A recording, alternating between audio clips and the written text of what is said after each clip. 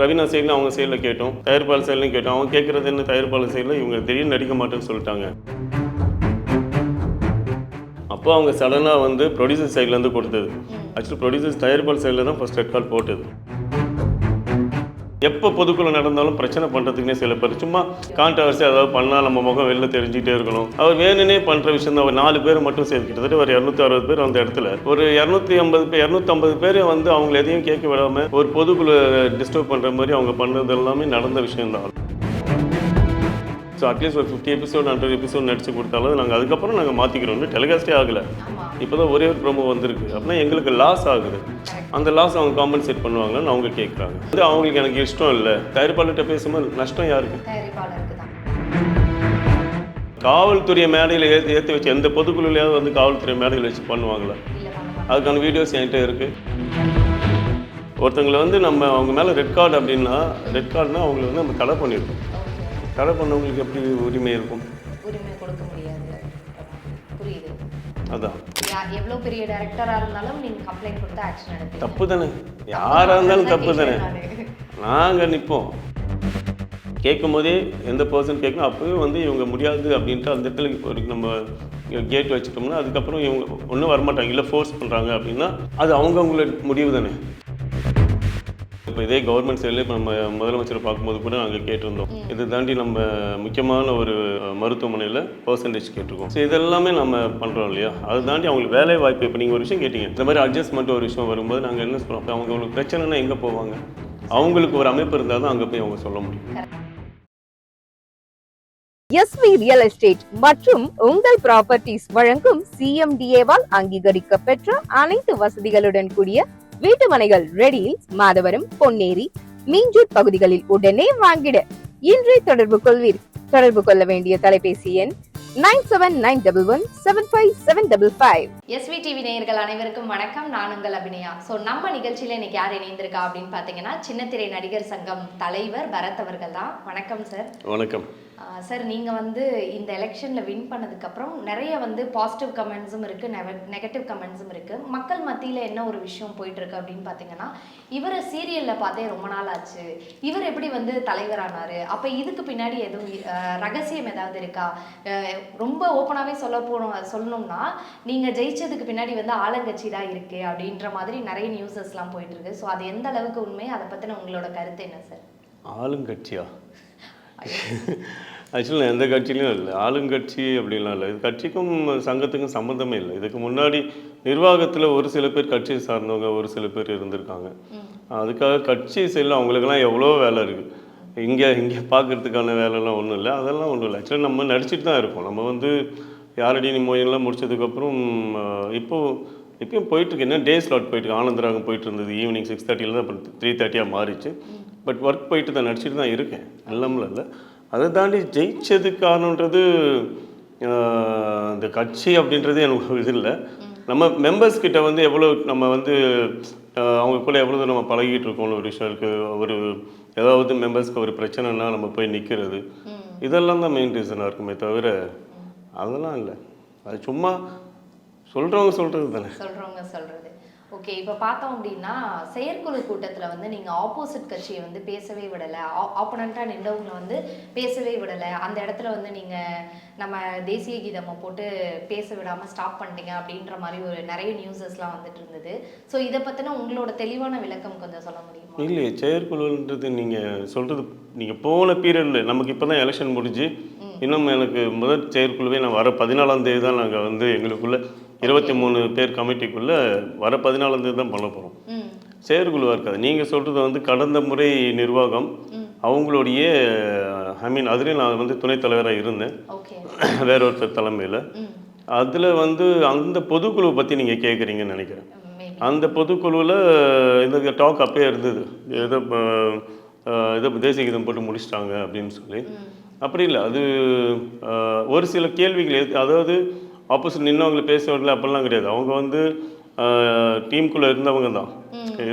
அவர் வந்து எப்போ பொதுக்குழு நடந்தாலும் பிரச்சனை பண்ணுறதுக்குனே சில பேர் சும்மா, அதாவது நம்ம சோசியல் மீடியா தான் தெரியும்ல, கான்ட்ரவர்சி ஏதாவது பண்ணால் நம்ம முகம் வெளில தெரிஞ்சுக்கிட்டே இருக்கணும் அப்படின்னு அவர் ஒரு நிகழ்ச்சியிலேருந்து வந்து அவர் வேணுனே பண்ணுற விஷயம் தான். அவர் 4 பேர் மட்டும் சேர்த்து கிட்டத்தட்ட ஒரு 260 பேர் அந்த இடத்துல ஒரு 250 பேர் வந்து அவங்கள எதையும் கேட்க விடாமல் ஒரு பொதுக்குழு டிஸ்டர்ப் பண்ணுற மாதிரி அவங்க பண்ணது எல்லாமே நடந்த விஷயம்தான். அது நிறைய வீடியோஸில் பார்த்துருப்பீங்க. இது போன முறை நான் எல்லாம் முடிஞ்சதை பற்றி நான் பேசக்கூடாது, நீங்கள் கேட்டதுனால சொல்கிறேன். அந்த இடத்துல நான் இருந்ததுனால அது அவங்க ஒரு 2 பேர் ஒருத்தர் சங்கத்திலேருந்து அவங்க வந்து சில தவறுகள்னால அவங்கள நீக்கியிருக்கோம். கடந்த நிர்வாகம், இப்போ என் தலைமையில் இருக்க நிர்வாகம், இதுக்கு அது சம்மந்தமே இல்லை. இன்னும் நாங்கள் எதுவுமே இப்போ ஸ்டார்ட் பண்ணி இந்த போன செப்டம்பர் 7ஆம் தேதி தான் எங்களுடைய பொறுப்பேற்பு விழாவே முடிஞ்சிருக்கு நல்லா சக்ஸஸ்ஃபுல்லாக. அண்ட் அதனால் அது வந்து இப்போ நீங்கள் கேட்குறதுனால அதில் ஒருத்தரை நீக்கியிருக்காங்க, 2 பேர் வந்து அவங்களே தவறுகள் ஒத்துக்கிட்டாங்க. ஒத்துக்கிட்டதுனால அவங்களுக்கு வந்து தண்டனை, ஐ மீன் நம்ம ஒரு நடவடிக்கை எடுக்கணும்னு சொல்லி அதில் ஒரு 2 தேர்தல் நிற்க முடியாது, அவங்களுக்கு வந்து பொதுக்குழு அட்டன் பண்ண முடியாது, அந்த பேசிக் அந்த அடிப்படை உரிமைகள் வந்து பறிக்கப்பட்டிருக்கு. ஸோ அது சம்மந்தமாக தேர்தல் அறிவிக்கிற பொதுக்குழுவில் வந்து அங்கே அஜெண்டா தேர்தல் அறிவிக்கிறது தான். அதில் வந்து ஆம் இல்லை அவங்கள சேர்த்துக்கலாமா வேணாமான்னு கேட்க சொன்னதே அவங்களுக்கு சட்டம்னா என்னன்னு தெரியுமான்னு எனக்கு தெரியல. அந்த இடத்துல அப்படி நம்ம பண்ண முடியாது. ஒன்று. 2வது, ஒருத்தங்க நடவடிக்கை வந்து நீங்கள் பொதுக்குழுவில் உறுப்பினர்கள்கிட்ட வந்து ஆம் இல்லை அப்படின்னு கேட்கணுன்னா அதுக்கு தனியாக, அதாவது அந்த நடவடிக்கை எடுக்கப்பட்ட நபர் சம்மந்தப்பட்ட செயற்குழுவில் சொல்லி அவங்கக்கிட்ட பெர்மிஷன் வாங்கி செயற்குழுவில் தீர்மானம் போட்டு அதுக்கு ஒரு தனி கூட்டம் ஒன்று நடத்தி அந்த கூட்டத்துக்கான செலவு ஃபுல்லாக அந்த நபர் தான் ஏற்றுக்கணும். ஏற்றுக்கிட்டு அப்படி நடத்தக்கூடிய கூட்டத்தில் தான் ஆம் இல்லை இவர் சேர்க்கலாமா இல்லையான்னு அப்படி சொல்லணுமே தவிர, தேர்தல் அறிவிப்புக்கான பொதுக்குழுவில் வந்து நான் பிரச்சனை பண்ணணுன்னு வந்து பண்ணால் அது இன்னொன்று அது மறுபடி தான் நடந்தது. லாஸ்ட்டில் வந்து அவர் வேணும்னே மைக் எடுத்துகிட்டு போனதுனால வந்து அவங்க திரும்ப எல்லாம் அது வரைக்கும் 1 மணி வரைக்கும் நல்லபடியாக கூட்டம் நடந்தது. இவங்க வந்து பிரச்சனை பெரிய ஏரியா அடுத்தது வந்து மேலே வந்து மைக்கை பிடுங்கிறது இப்போல்லாம் சில விஷயம் நடந்தது. இதை தாண்டி 2021 அதே இப்போ அந்த சொன்னால் இப்போ நீங்கள் சொன்னீங்களே அது மாதிரி முடிச்சிட்டாங்க எங்களை பேசவே விடலைன்னு, அவங்க அப்போ என்ன பண்ணாங்கன்னா இது அதனால தான் 2 அணியாக இருந்தாங்க. கட்சி சொன்னால் இந்த கட்சி அந்த கட்சி இப்படி இருந்தாங்க. ஸோ இது 2மே இல்லாமல் தான் இப்போ புதுசாக நாங்கள் என் தலைமையில் வந்திருக்கோம். அவங்க 2021 அவங்க அதே மாதிரி ஒரு பொதுக்குழுவில், அதுவும் வந்து தேர்தல் அறிவிப்புக்கான பொதுக்குழு தான், அந்த இடத்துல காவல்துறை மேடையில் ஏற்றி வச்சு எந்த பொதுக்குழுலையாவது வந்து காவல்துறை மேடையில் வச்சு பண்ணுவாங்களா? அதுக்கான வீடியோஸ் என்கிட்ட இருக்குது. அந்த அதாவது அது கடந்த முறை இருந்த நிர்வாகத்துக்கும் அதுக்கு முன்னாடி இருந்த நிர்வாகத்துக்கும் சொல்கிறேன். அப்போ வேற ஒருத்தர் இருந்தார், இப்போ அவர் சங்கத்திலேருந்து எடுத்துட்டாங்க. அவர் என்ன பண்ணார், பின்னாடி 2 காவல்துறையை வச்சுக்கிட்டு தான் மக்கள் நம்ம உறுப்பினர்களுக்கு முன்னாடி பொதுக்குழு யாரையும் பேச விடாமல் 15 நிமிஷத்தில் அந்த பொதுக்குழு முடித்தாங்க. அப்படி பண்ணவங்க தான் இப்போ குறை சொல்லிட்டு இருக்காங்க, ஐயோ இவங்க 3 மணி நேரம் நடத்தி முடியும் போது தேசிய கீதம் போட்டு முடிச்சிட்டாங்க அப்படின்னு சொல்லி. அது 2த்துக்கும் ஆதாரம் இருக்குது. ஓகே, உங்ககிட்ட அதுக்கான ப்ரூஃப்ஸ் எல்லாமே இருக்குது. ஓகே சார், இப்போ வந்து முன்னாடி இருந்தவங்க ஆட்சியில் வந்து நிறைய ஜூனியர் ஆர்டிஸ்ட்லாம் இருக்காங்க இல்லையா, ஸோ அவங்க வந்து எங்களுக்கு நாங்கள் இங்கே உறுப்பினராக இருக்க எங்களுக்கு வந்து நீங்கள் ப்ரையாரிட்டி கொடுக்கல, வெளியிலேருந்து வந்து நிறைய ஆர்டிஸ்ட்லாம் எடுத்து வந்து நீங்கள் பண்ணுறீங்க அப்படின்ற மாதிரி ரீசெண்டாக ஒரு 3 months இருக்கும் கம்ப்ளைண்ட்லாம் ரைஸ் பண்ணியிருந்தாங்க.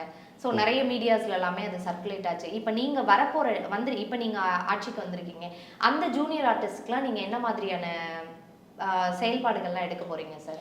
அதுவும் வந்து நான் பார்த்தேன், அந்த வீடியோஸ் பார்த்தேன். பட் அவங்களுக்கு உணர்வுகளை சொல்லியிருந்தாங்க. அதுவும் எதனால் நடந்ததுன்றது எங்களுக்கு தெரியும். அது ஒரு அரசியல் பண்ணாங்க. ஓகே, அதுதான் சொன்னேன். அந்த 2 பின்னாடி என்ன அரசியல் இருக்கு சார்? அதுக்கு பின்னாடியும் ஒருத்தர் இல்லை, அவர் எடுத்துட்டு அவருக்கு வந்து என்னென்னா ஏதாவது இவங்களெல்லாம் வச்சு ஏதாவது ஒரு பிரச்சனை கொடுத்துட்டே இருக்கணும். இப்போது ஏற்கனவே சங்கம் வந்து கடந்த 3 வருஷத்தில் ஒரு இப்போ ஆஃபீஸ் மாதிரி இருக்குது, அங்கே இருக்கும்போது பக்கத்துலேயே ஒரு ரூம் எடுத்துக்கிட்டு அந்த அந்த தேர்தலில் நின்று, ஐ மீன் இதெல்லாமே கடந்த முறை நின்று தோற்றவங்க அவங்க வந்து பக்கத்தில் நின்றுக்கிட்டு பிரச்சனை கொடுத்துக்கிட்டே இருந்தாங்க, இப்போ வேலை செய்ய விடாமல். அதுக்கப்புறம் தான் அங்கேருந்து ஆஃபீஸே மாறினது. ஸோ அந்த மாதிரி சில நபர்கள் தூண்டுதலால் அந்த மாதிரி நடந்து. பட் அதில் வந்து உண்மையும் உண்மைன்னா அவங்க கேட்ட விஷயம் எங்களுக்கு வேலை இல்லை. ஸோ இன்னைக்கு என்னோட தலைமையில் இருக்கக்கூடிய இந்த நிர்வாகம் இப்போ நாங்கள் வந்திருக்கோம், உங்களுக்கு தெரிஞ்சிருக்கும், எல்லாம் யங்ஸ்டர்ஸாக உள்ளே வந்திருக்கோம். அதான் சொன்னேன், இது இல்லாமல் புதுசாக நாங்கள் வந்திருக்கோம். அதில் நாங்கள் எடுத்துக்கக்கூடியது என்னென்னா, இந்த வசனம் பேசக்கூடிய சின்ன சின்ன கதாபாத்திரங்கள், 1 நாள் 2 நாள் வரக்கூடிய எந்த சின்ன கேரக்டர்ஸ் இருந்தாலுமே அது எங்களுடைய சங்க உறுப்பினர்களாக மட்டும்தான் இருக்க முடியும் அப்படின்னு நம்ம சொல்லியிருக்கோம். இதை நாங்கள் எங்களுடைய பொறுப்பேற்புகளால் மேடையில் தயாரிப்பாளர் சங்க தலைவர்கள் இருக்கும்போது அவங்க முன்னாடியே அதை நாங்கள் ரெக்வஸ்ட்டாக வச்சுட்டோம். இப்போ வந்து சார் நம்ம தமிழ்நாடுன்னு கிடையாது, இந்தியாவிலேயே வந்து ஓட்டுரிமை அப்படின்றது ஒரு நபருக்கும் வந்து கட்டாயமாக இருக்கக்கூடியது. அப்படின்றப்ப ரவீனா வந்து அந்த குழுவில் ஒரு மெம்பராக இருந்துமே அவங்களுக்கு ஓட்டுரிமை மறுக்கப்பட்டது இல்லையா? ஸோ அவங்க வந்து ஒரு எலெக்ஷனில் நிற்கணும்னு ஆசைப்பட்டிருக்காங்க. நீ வந்து இப்போ வந்து ஒரு ரெட் கார்டில் இருக்கமா, நீ எலெக்ஷனில் நிற்க முடியாதுன்னு சொன்ன வரைக்கும் கரெக்ட். அதை வந்து நீ வந்து ஓட்டே போடக்கூடாது, உனக்கு அந்த தகுதியே இல்லை அப்படின்னு அந்த இடத்துல நிராகரிக்கப்பட்டிருக்கு இல்லையா? ஸோ அதை பற்றி என்ன நினைக்கிறீங்க? அவங்களுக்கு ஓட்டுரிமை கொடுத்துருக்கணுமா வேண்டாமா? அண்ட் தென் இது ரிலேட்டடாக என்கிட்ட இன்னொரு கொஸ்டின் இருக்குது. நீங்கள் தலைவர் துணைத் தலைவர் இருக்காங்க இல்லையா? ஸோ அவர் வந்து நாங்கள் வந்து ரவீனாவை பேன் பண்ணலை அப்படின்ற மாதிரி ஒரு ஸ்டேட்மெண்ட் வந்து ரீசெண்டாக கொடுத்துருக்காங்க. ஸோ அதை பற்றியும் நீங்கள் கொஞ்சம் தெரியல. அந்த வீடியோ நாங்கள் பேன் பண்ணலன்னு அதுக்கு அர்த்தம் எனக்கு தெரியல. ஃபஸ்ட்டு எவ்வளோ பிரச்சனைகள் இருக்குது. கண்டிப்பாக நீ அதெல்லாம் விட்டுட்டு இது என்னென்னா, ரவீனா அவங்களுக்கு தெரியும். இப்போ கூட என்கிட்ட நேற்று கூட ஃபோன் பண்ணி கேட்டாங்க, ஆனால் எப்போ நான் வரணும், ஆஃபீஸ்க்கு லெட்டர் கொடுக்கணும்னு சொல்லி கேட்டாங்க. ரவீனா விஷயத்தில் நீங்கள் நினைக்கிற மாதிரிலாம் பெரிய கான்ட்ராஸ்டாக ஒரு இதுவும் இல்லை. பட் என்னென்னா, அவங்க ஒரு ப்ராஜெக்டில் கமிட் ஆகி அது வெறும் ப்ரொமோவில் இந்த டபுள் ஹீரோயின் சப்ஜெக்ட். அப்போ அவங்க சடனாக வந்து ப்ரொடியூசர் சைட்லேருந்து கொடுத்தது. ஆக்சுவலி ப்ரொடியூசர்ஸ் தயாரிப்பாளர் சைடில் தான் ஃபஸ்ட் ரெட் கார்டு போட்டது பண்ணாங்க.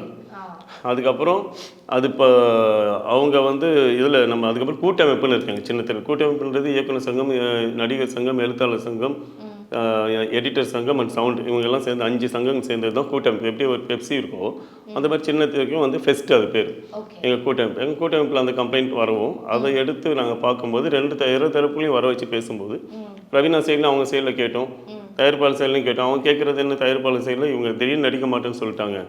ஸோ அட்லீஸ்ட் ஒரு 50 எபிசோட் 100 எபிசோட் நடிச்சு கொடுத்தாலும் நாங்கள் அதுக்கப்புறம் நாங்கள் மாற்றிக்கிறோம். டெலிகாஸ்டே ஆகலை, இப்போ தான் ஒரே ஒரு ப்ரோமோ வந்திருக்கு. அப்படின்னா எங்களுக்கு லாஸ் ஆகுது. அந்த லாஸ் அவங்க காம்பன்சேட் பண்ணுவாங்களான்னு அவங்க கேட்குறாங்க. நியாயமான விஷயம்தான். அப்போ இவங்களை கூப்பிட்டு கேட்கும்போது இவங்க சைடில் என்ன சொல்கிறாங்க, ஏன்னா தனித்தனி கேட்கும்போது அவங்கவுங்க சைடு நமக்கு நியாயமாக இருக்கும். பட் ரவீனா சைடில் சொன்னது என்னென்னா, அப்போ அவங்க ஊருக்கு எங்கே போயிட்டாங்க, இன்னொன்று கதை எனக்கு வேறு மாதிரி சொன்னாங்க, இப்போ வேறு மாதிரி போகுது. ஸோ அந்த ப்ரியாரிட்டி அதனால வந்து அவங்களுக்கு எனக்கு இஷ்டம் இல்லை, அதனால தான் நான் வந்து வந்தேன்னு சொல்லுவேன். பட் இஷ்டம் இல்லைன்றதை தாண்டி அவங்க தயாரிப்பாளர்கிட்ட பேசும்போது நஷ்டம் யாருக்கு? தயாரிப்பாளருக்கு தான் இல்லையா? அப்படி இருக்கும்போது அவங்க 2 வருஷம் ரெட் கார்டு அனௌன்ஸ் பண்ணாங்க தயாரிப்பாளர் சங்கத்தில். பட் கூட்டமைப்பு மூலமாக நாங்கள் வந்து இங்கே கூட்டமைப்பில் 1 வருஷமாக அதை ஆக்கி அவங்களுக்கு அதை பேசி அதுக்கப்புறம் அவங்க ஒரு டான்ஸ் ஷோ கூட அப்போ பண்ணிட்டு இருந்தாங்க. அது கூட பண்ணக்கூடாதுன்னு சொன்னாங்க. பட் அதுக்கும் நாங்கள் பெர்மிஷன் வாங்கி கொடுத்து சொல்லப்போனால் அவங்க நம்ம ஹெல்ப் தான் பண்ணிகிட்ருக்கோம். அப்புறம் ரவி அவங்க வந்து அப்போ நம்ம பண்ணோம். இப்போ கூட ஒரு பேட்டியில் கூட என்ன கேட்டாங்க, கேட்கும்போது சொன்னாங்க அவங்களுக்கு நான் சொன்னேன், அவங்க நம்ம நடிகர்கள் அவங்களுக்கு வேலை வாய்ப்புன்றது ரொம்ப முக்கியம். ஸோ திரும்ப ஒரு கடிதம் கொடுத்து அதை நம்ம எடுத்து போய் திரும்ப ரெக்வஸ்ட்டாக நம்ம பேசலாம். கூட்டமைப்பில் வச்சு இதில் தயாரிப்பாளர்கிட்ட பேசி அவங்க ஓகேன்ட்டாங்க, நம்ம அதுலேருந்து நம்ம விலக்கு கொடுக்க முடியும். அதுக்காக தான் அவங்களும் பேசிகிட்டு இருக்காங்க, வரேன்னு சொல்லியிருக்காங்க. இந்த வீக்கில் சங்கத்துக்கு வரேன்னு சொல்லியிருக்காங்க. அதுதாண்டி ஓட்டு போடக்கூடாது அப்படிங்கிறது, ஒருத்தங்களை வந்து நம்ம அவங்க மேலே ரெட் கார்டு அப்படின்னா, ரெட் கார்டுனா அவங்களை வந்து நம்ம தடை பண்ணியிருக்கோம். தடை பண்ணவங்களுக்கு எப்படி உரிமை இருக்கும்? உரிமை கொடுக்க முடியாது அப்படின்ற மாதிரி புரியுது. அதான். Okay sir. ஸோ இப்போ வந்து மீடியாவுக்குள்ளே வர்றப்ப ஒரு நார்மலாக இப்போ மீடியா அப்படின்னு எடுத்துக்கிட்டாலுமே இப்போ பெருசாக நமக்கு டக்குன்னு ஓகே நம்ம ஒரு சின்ன திரைக்குள்ளே போகணும் அப்படின்னு நினைக்கிற நிறைய பெண்களுக்கு வந்து வர்ற முதல் விஷயம் வந்து ஓப்பனாக நான் கேட்குறேன், முதல் விஷயம் வந்து அட்ஜஸ்ட்மெண்ட் தான். ஸோ இதனால் நிறைய பெண்கள் வந்து பாதிக்கப்பட்டுட்டே இருக்காங்க. நிறைய பெண்களுக்கு அடுத்தடுத்து இந்த மாதிரியான விஷயங்கள் வந்து நடந்துகிட்டே இருக்குது. இது வந்து உங்களோட அமைப்புக்கு உங்களோட தலைமையில் இந்த விஷயத்தை பற்றி நீங்கள் எப்படி பார்க்குறீங்க? இது இந்த அட்ஜஸ்ட்மெண்ட் அப்படின்ற ஒரு விஷயம் நடக்காமல் உங்கள் தலைமையில் இதை எப்படி எடுத்துகிட்டு போகலான்னு நினைக்கிறீங்க சார்? இல்லை, இது வந்து ரொம்ப சீரியஸான ஒரு இஷ்யூ கூட. என்னென்னா இது இந்த துறையும் இல்லை, எல்லா துறையிலுமே இருக்கலாம். பட் வெளியில் தெரியறது இல்லை. மேபி யாருக்கு வர சொல்ல, பட் நமக்கு இது இந்த ஏன்னா இது எல்லாமே என்னென்னா நம்ம சினிமா சீரியலுங்கிறது வெளியில் தெரியுது. வெளில இந்த மாதிரி இருந்தால் தான் இப்படி அப்படின்ற மாதிரி இருக்குது. பட் இது இன்னும் எங்களுக்கு ஒரு கம்ப்ளைண்ட்டாகவும் எங்களுக்கு இது வரைக்கும் யாரும் கொண்டு வரல. ஃபர்ஸ்ட் அப்படி ஒரு வேலை இந்த மாதிரிலாம் இருந்து, ஏன்னா இன்னொரு சைடில் என்னை ஒரு இன்டர்வியூவில் கூட கேட்டாங்க, சரிங்க சார் அப்படி வந்து அவங்க கம்பெனி கொடுத்து அவங்க வேலை விட்டு தூக்கிடுவாங்களே, இல்லை அந்த அட்ஜஸ்ட்மெண்ட்டுக்கு அவங்க இல்லை அப்படின்னாலும் நான் சொன்னேன், இது எங்களுக்கு நேரடியாக நமக்கு வந்து தெரியாமல் நமக்கு ஒன்று அவங்க வந்து கேட்கும் போதே எந்த பர்சன் கேட்கணும் அப்போவே வந்து இவங்க முடியாது அப்படின்ட்டு அந்த இடத்துல ஒரு நம்ம கேட் வச்சுட்டோம்னா அதுக்கப்புறம் இவங்க ஒன்றும் வரமாட்டாங்க. இல்லை ஃபோர்ஸ் பண்ணுறாங்க அப்படின்னா அது அவங்களோட முடிவு தானே. அவங்க எடுக்கிறது தான். டேரிங்காக ஒன்று வரணும் அப்படின்னு நினச்சாங்கன்னா ஒன்று கம்ப்ளைண்ட்டாக கொடுத்தா டெஃபினட்டாக நம்ம அவங்க பக்கம் நிற்போம். ஓகே. அதில் எந்த மாற்று கருத்தும் கிடையாது. எவ்வளோ பெரிய டைரக்டராக இருந்தாலும் நீங்கள் கம்ப்ளைண்ட் கொடுத்தா ஆக்ஷன் எடுப்பீங்க. தப்பு தானே, யாராக இருந்தாலும் தப்பு தானே, நாங்கள் நிற்போம், அதெல்லாம் பிரச்சனை இல்லை. பட் இப்போ ஏதாவது அந்த மாதிரி வந்து ஏதாவது இதுக்கு தான் நம்ம வந்து பெண்களுக்கான பாதுகாப்புன்னு ஒரு குழு நம்ம பிரிக்கிறோம். ஓகே. இப்போ உங்களோட ஆட்சியில் நீங்கள் ஆரம்பிங்க. ஆமாம், இதனால எங்களுக்கு இப்போ எங்கள்கிட்ட வந்து சொல்ல மாட்டோம், சொல்கிறது கஷ்டமாக மனசங்க படுவாங்க. ஸோ எங்கள் டீமில் இருக்கக்கூடிய கேர்ள்ஸ் இவங்க உமன்ஸ் இருக்காங்களே அவங்களெலாம் வச்சு அவங்களுக்கு ஒரு டீம் ஒன்று பிரிக்கிறோம். எதுவாக இருந்தாலும் அவங்க வந்து அங்கே ஷேர் பண்ணுவாங்க. அப்படி அது கம்ப்ளைண்ட்டாக ரைஸ் பண்ணுற நேரத்தில் நிச்சயமாக அது தவறுன்ற பட்சத்தில் நாங்கள் கூட இருந்து என்ன சப்போர்ட் பண்ண முடியுமோ பண்ணுவோம். அண்ட் தென் இப்போ வந்து ஒரு ஜூனியர் ஆர்டிஸ்டாவோ இல்லை ஒரு ஆர்டிஸ்டாவோ வந்து நம்ம ஒரு குழுவில் சேரணும் அப்படின்னா அதுக்கு வந்து நிறைய லேக்ஸ் ஆஃப் மணி வந்து செலவு பண்ணணும் அப்படின்ற மாதிரி ஒரு விஷயம் இருக்குது. ரீசெண்டாக நான் விசாரிக்கிறப்ப கூட எனக்குமே அதை தான் சொன்னாங்க, நீ வந்து இவ்வளோ லேக்ஸ் செலவு பண்ணுற மாதிரி இருக்கும், அப்போ தான் வந்து உன்னால் ஒரு கார்டு எடுக்க முடியும். டப்பிங் டீமில் கேட்டப்பே டப்பிங் டீம்லேயுமே வந்து இத்தனை லட்சங்கள் நீ செலவு பண்ணணும் அப்படின்னு சொன்னாங்க. ஸோ இது வந்து எதுக்காக வந்து ஒரு உறுப்பினர் அட்டை நான் எடுக்கிறதுக்காக, இப்போ நான் ஓட்டர் ஐடி எடுக்கிறேன், எனக்கு வந்து அதுக்கு நான் பெருசாக எவ்வளவும் செலவு பண்ண தேவையில்லை. அதே மாதிரி நான் ஒரு இடத்துல வேலை பார்க்க போகிறேன், அந்த இடத்துல வேலை பார்க்குறதுக்கு நான் ஏன் வந்து இத்தனை லட்சங்கள் செலவு பண்ணோம் அப்படின்ற ஒரு கேள்வி வந்து எனக்குள்ளே இருந்துகிட்டே இருக்குது. ஸோ இந்த கேள்விக்கான பதில் நீங்கள் ஒரு தலைவராக கொடுக்க முடியுமா? நிச்சயமா. அதாவது ஒரு சங்கம் அப்படின்னு நீங்கள் லட்சங்கள் இங்கே இல்லை. ஆக்சுவலி எங்கள் சங்கத்தை பற்றி பேசுகிறதுக்கு எனக்கு எல்லா ரைட்ஸும் இருக்குது. ஓகே. மற்ற சங்கங்களை பற்றி பேசுறதுக்கு எனக்கு ரைட்ஸ் கிடையாது. அவங்கவுங்க சங்கத்தில் என்னென்ன பாதுகாப்பு, என்னென்ன ஒவ்வொரு சங்கத்துக்கும் ஒவ்வொரு வழிமுறைகள் தனித்தனியாக இருக்கும். பட் ஒரு பேசிக் ஒரு சங்கத்தில் ஒரு சங்கம் சேரணும்னா அது பேசிக் நம்ம வந்து அது நம்மளுடைய சட்டப்படியே சில விஷயங்கள். நாங்கள் எங்களோட சங்கத்தில் பார்த்தீங்கன்னா 15,700 ஆண்டு சந்தா கட்டுறதுக்கு, லைஃப் மெம்பர் 25,200. இதுதான் எங்களது லட்சக்கணக்கிலலாம் கிடையாது. வெறும் 25,000 மட்டும். ஆமாம், இதுதான் எங்கள் சங்கத்தில். இதில் வந்து நம்ம உறுப்பினர்களோட பசங்களுக்கு வந்து ஏசிஎஸ் மூலமாக, ஏசிஎஸ் காலேஜ் இருக்குல்ல, நம்ம எம்ஜிஆர் இன்ஜினியரிங் காலேஜ், அங்கே வந்து ஃப்ரீ சீட்ஸ் இருக்குது. எங்கேயாவது நம்ம இப்போ இதே கவர்மெண்ட் சைட்லேயே இப்போ நம்ம முதலமைச்சரை பார்க்கும்போது கூட நாங்கள் கேட்டிருந்தோம், நம்ம ஹாஸ்பிட்டல் போகும்போது அங்கே முன்னுரிமை கொடுத்து இம்மிடியட்டாக பார்க்கறதுக்கு. இது தாண்டி நம்ம முக்கியமான ஒரு மருத்துவமனையில் பர்சன்டேஜ் கேட்டிருக்கோம். ஸோ இதெல்லாமே நம்ம பண்ணுறோம் இல்லையா. அதை தாண்டி அவங்களுக்கு வேலை வாய்ப்பு. இப்போ நீங்கள் ஒரு விஷயம் கேட்டீங்க, இந்த மாதிரி அட்ஜஸ்ட்மெண்ட் ஒரு விஷயம் வரும்போது நாங்கள் என்ன சொல்கிறோம், இப்போ அவங்களுக்கு பிரச்சனைனா எங்கே போவாங்க, அவங்களுக்கு ஒரு அமைப்பு இருந்தால் தான் அங்கே போய் அவங்க சொல்ல முடியும். இப்போ வெளியூர்லேருந்து ஒருத்தங்க நடிக்க வராங்க. ஒரு சம்பவமே நடந்தது. ஒரு ஊரில், நம்ம தமிழ்நாட்டுக்குள்ளே தான், ஒரு ஊர்லேருந்து கொஞ்சம் வயசானவங்க அவங்க வந்திருக்காங்க.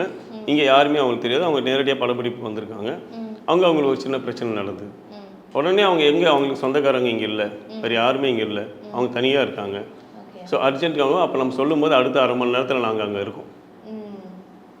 அப்போது அவங்களோட சொந்தங்களா, அப்போது அது யார் இருக்குன்னா அந்த சங்கத்தில் இருக்கக்கூடியவங்க அவங்களுக்கு கூட இருந்து நம்ம ஹெல்ப் பண்ணி அவங்களுக்கு ப்ரொடெக்ட் பண்ணி அவங்கள பத்திரமா நம்ம அனுப்பி வைக்கிறோம். அதுக்கு நமக்கு ஒரு அமைப்பு தேவைப்படுது இல்லையா. ஸோ இதில் வந்து சம்பளம் வரலனாலும் சரி, என்ன தொழில் சார்ந்த எந்த பிரச்சனைனாலும் இது நமக்கு மட்டும் இல்லை, இப்போ எல்லாத்துக்குமே இன்னைக்கு எந்த சின்ன சின்ன விஷயங்களுக்கு எல்லாத்துக்குமே ஒரு அமைப்பு இருக்காங்க. காரணம் அது ஒரு பாதுகாப்பு தான். அதுக்கான ஒரு பேசிக் இனிஷியல் தான். இப்போ நீங்கள் ஒரு சங்கம் நடத்துறதுன்றது ஒரு விஷயம், சாதாரண விஷயம் கிடையாது. அதுல வந்து யாரும் வந்து அங்கே சம்பளத்துக்கோ அப்படிலாம் வேலை செய்ய, எல்லாருமே அவங்க காசை போட்டு சேவை செய்கிறது தான் சங்கம். சில பேர் நினச்சிப்பாங்க இவங்க காசு சம்பளம் வருதோ அப்படிலாம் கிடையாது. நமக்கு தான் செலவாகும் ஆக்சுவலி, போக்குவரத்து எல்லாம் போயிட்டு வர்றது இது எல்லாமே. ஸோ டெஃபினட்டாக சங்கம் இருக்கணும். சங்கத்துக்குள்ளே அவங்க இருந்தால் தான் அவங்களுக்கு அந்த தொழிலை சார்ந்தவங்களுக்கு இந்த பிரச்சனைன்றது இல்லாமல் இருக்கும். இப்போ பார்த்தோம் அப்படின்னா நீங்கள் சொல்லியிருந்தீங்க முன்னாடி வந்து நிறைய இதுக்கு முன்னாடி இல்லாத ஆட்சி தான் எங்களோட ஆட்சி அப்படின்ற மாதிரி. ஆப்வியஸ்லி இப்போ ஒரு அரசியல் நார்மலாக ஒரு கட்சி அப்படின்னாலே முன்னாடி பார்ட்டியோட ப்ரெஷர் வந்து கண்டிப்பாக இப்போ இருக்க பார்ட்டிக்கு வந்து நடக்கும். ஸோ அந்த மாதிரி நீங்கள் இப்போ ரீசன்ட் டேஸில் நீங்கள் ஆட்சிக்கு வந்தப்பறம் ஏதாவது ஸ்ட்ரகிள்ஸ் ஃபேஸ் பண்ணிட்டு இருக்கீங்களா, இதை எங்களால் பண்ண முடியல அப்படின்ற மாதிரி ஏதாவது? இல்லை, இப்போ தானே வந்திருக்கோம், இது வரைக்கும் அப்படிலாம் ஃபேஸ் பண்ணல. எங்களுக்கு ரொம்ப பாசிட்டிவாக என்னென்னா, எங்களுடைய கேள்விப்பட்டிருப்பீங்க, இந்த வெற்றியே ஒரு சாதனை, இது ஒரு ரெக்கார்ட் நடந்திருக்கு. என்ன இது வரைக்கும் 23 பேரும் ஒரே அணியாக சார்ந்து வந்திருக்க மாட்டாங்க. ஃபர்ஸ்ட் டைம் எங்கள் தலைமையில் ஒரே அணியாக எங்கள் டீமில் யாராக நின்னாங்களோ அத்தனை பேரும் ஜெயிச்சுட்டு வந்தாங்க. முன்னாடிலாம் எப்படி நடக்குன்னா, இந்த டீமில் அது 3 டீம் நிற்பாங்க மினிமம், இங்கேருந்து ஒரு 4 பேர், இங்கேருந்து ஒரு 8 பேர், இப்படி தான் வருவாங்க. ஆனால் இந்த தடவை அப்படி இல்லை. இதுவே எங்களுக்கு ஒரு பெரிய ரெக்கார்டு, இதுவே எங்களுக்கு ஒரு பெரிய பாசிட்டிவ். அதை தாண்டி ஓட்டு எண்ணிக்கைங்கிறது இதுக்கு முன்னாடி எல்லாருமே இருந்த தலைவர்கள்லேருந்து எல்லாரும் 6 ஓட்டு டிஃப்ரென்ஸில் ஜெயிப்பாங்க. ஆனால் இந்த தடவை 280 269 ஓட்டு டிஃப்ரென்ஸில் ஜெயிச்சிருக்கோம். இப்போ எனக்கு தலைவராக நிற்கிறோம், எனக்கு அடுத்து இருக்கவங்களுக்கு எனக்கு 269 வாக்கு. ஆமாம், அது தாண்டி இதுதான் எதிர்த்து நின்று 3 தலைவர்களுமே சேர்ந்து வந்தால் கூட அந்த இது வராது. ஸோ ஓட்டிங் வந்து கிட்ட வராது. ஸோ அந்த அவ்வளோ நம்பிக்கை எங்கள் மேலே வச்சுருந்தாங்க. இப்போ எங்களுடைய பொறுப்பேற்பு விழாவுக்கு வந்த உறுப்பினர்கள் பார்த்தீங்கன்னா இது வரைக்கும் எந்த கூட்டத்துக்கும் இவ்வளோ கூட்டம் வந்து இவ்வளோ பேர் வந்ததில்லை. அதுவே எங்களுக்கு ஒரு பெரிய சந்தோஷம். ஸோ இப்போ பேசுகிற எல்லாருமே பாசிட்டிவாக ஏதாவது என்னென்னா எங்களுக்கு கூடுதல் பயம், நம்ம மேலே இவ்வளோ நம்பிக்கை வச்சுருக்காங்களே, எங்கேயோ ஒரு சின்ன இடத்துல கூட நம்ம வேலை செய்யாமல் இருந்துடக்கூடாது. அவங்க நமக்கு நல்லது நடக்கணும், அவங்களை நோக்கி நம்ம வந்து ஒரு ஃபோன் கால் வந்தால் கூட நான் ஃபோனு கைமாக தான் இருக்கேன். வின் பண்ணதுலேருந்து பேசிக்கிட்டே தான் இருக்கேன். எல்லாம் த்ரோட்டு கூட பாருங்கள் இன்னும் சரியாகலை. ஸோ எங்கேயாவது ஒரு இடத்துல நம்ம அட்டன் பண்ணாமல் போயிடுமோ ஏதாவது ஒரு விஷயம் நம்ம வந்து ஃபோன் பண்ணுவாங்க, நம்ம உடனே அட்டன் பண்ணி அதுக்கு என்ன பிரச்சனை நம்ம சொல்யூஷன் கண்டுபிடிக்கணும் அப்படிங்கிறது தான். ஸோ இந்த பாசிட்டிவோட இந்த 3 இயர்ஸ் எங்களுக்கு வந்து இதே பாசிட்டிவ் எனர்ஜியோட போகணுங்கிறது. ஏன்னா ஜெயிச்சு வந்தோம், 1 மாதம் பரபரப்பாக இருக்கும், எல்லாமே இருக்கும். அப்புறம் பார்த்தீங்கன்னா அந்த ஸ்லோ அப்படி ஆகாமல் இப்போ இருக்க ஸ்பீடில் போகணுங்கிறது தான் என்னோட நோக்கம். அப்படி தான் நடக்கும். ஸோ கண்டிப்பாக வந்து அதே ஸ்பீடில் போகும் அப்படின்னு நம்ம நம்புகிறேன். ஏன்னா வந்து அடுத்து வர்ற ஆர்டிஸ்ட் எல்லாமே நீங்கள் இருக்கீங்க அப்படின்ற நம்பிக்கையோடு வருவாங்க அப்படின்றதும் என்னோட ஒரு பெரிய நம்பிக்கையாக இருக்குது. ஸோ நான் கேட்ட எல்லா கேள்விகளுக்குமே ரொம்ப தெளிவாகவும் விளக்கமாகவும் பதில் சொன்னதுக்காக ரொம்ப நன்றி சார். நன்றி.